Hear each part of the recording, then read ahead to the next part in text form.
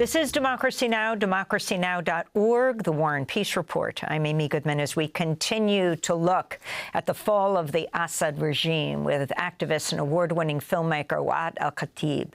She was forcibly displaced from her hometown of Aleppo with her family in 2016. Her Oscar-nominated film Fuerzas, released in 2019, offered a rare glimpse into Syria's civil war. The devastating account was filmed over the course of 5 years, starting in 2011 during the uprising in Aleppo. Amidst airstrikes and attacks on hospitals, Waad falls in love with one of the last remaining doctors in Aleppo, gets married, has a baby girl, Sama, to whom the film is dedicated. When protests against the regime of President Bashar al-Assad first began in 2011, she was a young economics student who began filming on a cell phone. This is a clip from Fuerzas. Sama. Things have got so bad now. Your dad can't leave the hospital. So we live here now.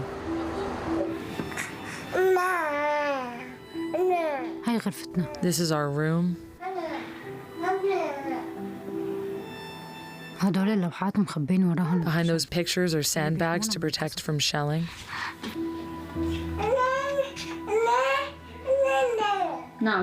Yes, I'm coming.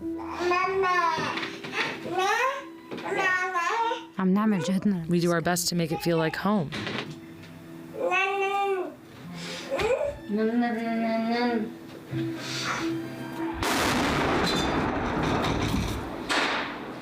The sound of a bomb. We now go to London, where we're joined by Waad Al-Kateab, Syrian filmmaker, activist, co-founder of Action for Sama. Your thoughts today as we listen to the bomb exploding as you're with your baby. Tell us where that was in Aleppo and what your hopes are for the future, Waad. Yeah, thank you so much for having me. It just really... I don't have maybe the right words really to explain. I'll do my best, sorry. But like for years, for these last 13 years, I don't think any Syrian have seen the light at the end of the tunnel. There was something, it was keeping us moving forward, keeping us fighting, and we just like didn't want to lose. And, you know, today what happened and this feeling today is just something over the moon in 1 second. Happy, dancing, laughing, and then so much crying and pain and grief and mourning, I think. It's just, I'm so happy and grateful for where we are today.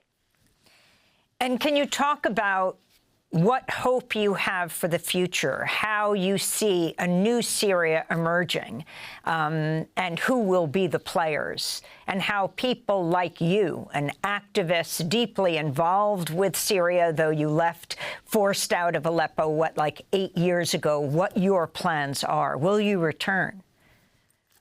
Yeah, I mean, since the Syrian revolution started in 2011, that was the time when I and so many other Syrians have felt that we belong to this country. We can fight for this country. We can own our country. And, you know, today we do have the same feeling exactly as 2011. This conversation about what's going to happen next, who's going to rule, how the government would look like, all of this conversation, we were thinking about that like 11 and like 13 years ago as well. The last 5, 6, 7 years, I think it was just so much of no end, no hope, no justice. And, you know, today when we are looking at all of this, yes, there is concern. Yes, there is so much things to worry about. And there's a huge work to be done. There's a long path forward. But we can't, like, forget or not acknowledge and not feel. And that this is now a moment, a remarkable moment in our history, in our life in Syria.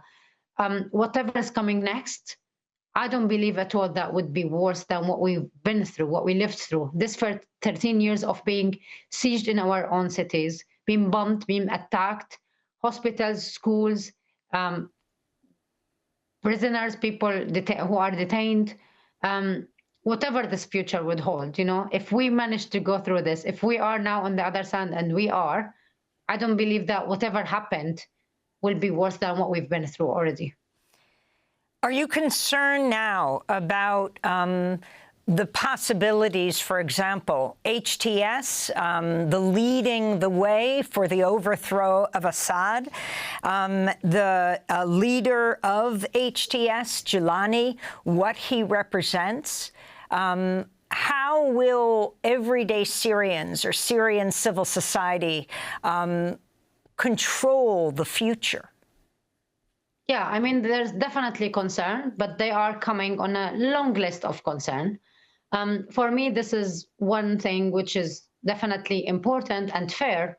But again, there's much more things to be looking at, especially today, which I think you mentioned that in the earlier on when Israel, at Al-Jolan area and the bombing of some areas and stuff in Syria, the Turkish involvement, the US involvement, like there's so many players who are working on Syria.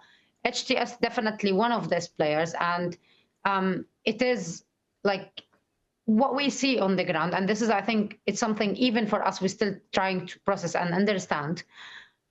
For years, these statements, even when it's like much less different from how HTS think, it used to be only statements. It was not matching what was going on the ground.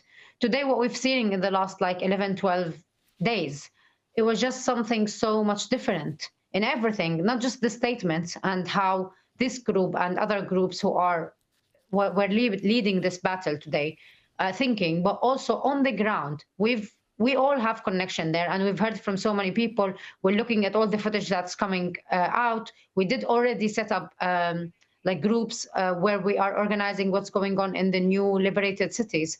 And what we are hearing from people on the ground are very much similar to what we have seen in the statements. Finally, let me ask you, the voices of Syrian women are so often underrepresented. Your journey from student activist to award-winning filmmaker has been extraordinary. How do you see your role fitting into the future as a storyteller and an advocate? We have 30 seconds. Yeah, I think we've seen this dream of free Syria 13 years ago, and we thought at some point this will never be happening. Today, it is happening. It's real. We have so much work to be done. We have so much lobbying within our community. The Syrian people were divided by the Syrian regime for years, and now it's the time to live together, to move forward, to think together, to see this future that's coming together. And this is now the reality of this situation. So yes, so much hope, so much amazing feeling, and our hearts still with everyone who's still waiting for their beloved ones who they were disappeared in Assad prisons for so many years. And how old is your daughter today? My daughter now is 9, and my second daughter is 7. Waad Al-Kateab, I thank you so much for being with us. Award-winning Syrian filmmaker, her film For Sama. This is Democracy Now! I'm Amy Goodman.